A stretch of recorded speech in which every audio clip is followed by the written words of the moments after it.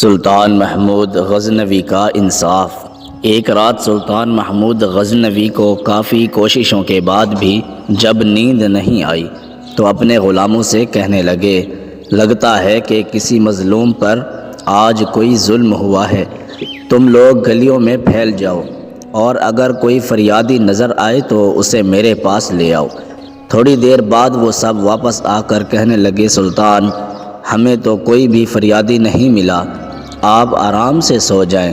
سلطان کو جب نیند نہیں آئی تو وہ کپڑے بدل کر خود محل سے باہر نکلا۔ محل کے پچھواڑے میں حرم صراع کے نزدیک انہیں کسی کی فریاد سنائی دی، اے اللہ، سلطان محمود اپنے مصاحبوں کے ساتھ محل میں عیش اور عشرت کی زندگی گزار رہا ہے اور محل کے عقب میں مجھ پر یہ ظلم توڑا جا رہا ہے۔ سلطان نے کہا، کیا بات کر رہے ہو؟ میں محمود ہوں اور تمہاری فریاد رسی کے لیے آیا ہوں، مجھے بتاؤ کیا ظلم ہوا ہے تمہارے ساتھ؟ کہنے لگا، آپ کے خواص میں سے ایک شخص جس کا نام میں نہیں جانتا ہر رات میرے گھر آتا ہے اور میری بیوی پر ظلم اور تشدد کرتا ہے۔ اس وقت وہ کہاں ہے؟ شاید اب چلا گیا ہو۔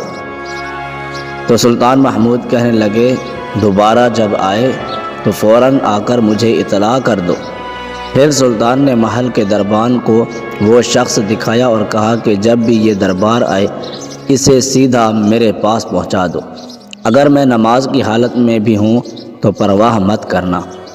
اگلی رات وہ شخص سلطان کے پاس آیا اور بتایا کہ وہ شخص اس وقت اس کے گھر میں ہے۔ سلطان اسی وقت تلوار ہاتھ میں لیے اس شخص کے ساتھ چل پڑا۔ جب اس کے گھر کے قریب پہنچا تو اسے کہا کہ گھر کے سارے چراغ بجھا دو۔ پھر اندھیرے میں ہی اس کے گھر میں گھس کر اس شخص کا سر تن سے جدا کر دیا۔ پھر سلطان نے حکم دیا کہ چراغ روشن کر دو۔ اس شخص کا چہرہ دیکھا اور سجدے میں گر پڑے۔ پھر گھر کے مالک سے کہا، اگر کچھ کھانے کو ہے تو لے آؤ، مجھے بہت سخت بھوک لگی ہے۔ آپ جیسا سلطان مجھ غریب کے گھر کا کھانا کھائے گا؟ جو کچھ بھی ہے لے آؤ۔ وہ شخص ایک سوکھی روٹی لایا جسے سلطان نے بڑی رغبت سے کھایا۔ وہ شخص سلطان سے پوچھنے لگا کہ چراغوں کو بجھانا، سجدہ کرنے اور روٹی طلب کرنے کے پیچھے آخر کیا راز ہے؟ سلطان نے فرمایا، میں نے جب تمہاری داستان سنی تو سوچا کہ میری سلطنت میں ایسا ظلم کرنے کی ہمت صرف میرے کسی بیٹے کو ہو سکتی ہے۔ اندھیرا کرنے کو اس لیے کہا تھا کہ پدرانہ شفقت میرے انصاف کے راستے میں حائل نہ ہو جائے۔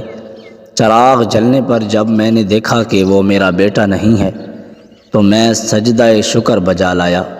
کھانا اس لیے مانگا کہ جب سے مجھے تمہاری مصیبت کا علم ہوا ہے میں نے اللہ کے سامنے قسم کھائی تھی کہ جب تک تمہیں انصاف نہیں مل جاتا میرے اوپر روٹی حرام ہے۔ اس وقت سے اب تک میں نے نہ کچھ کھایا تھا اور نہ ہی پانی پیا تھا۔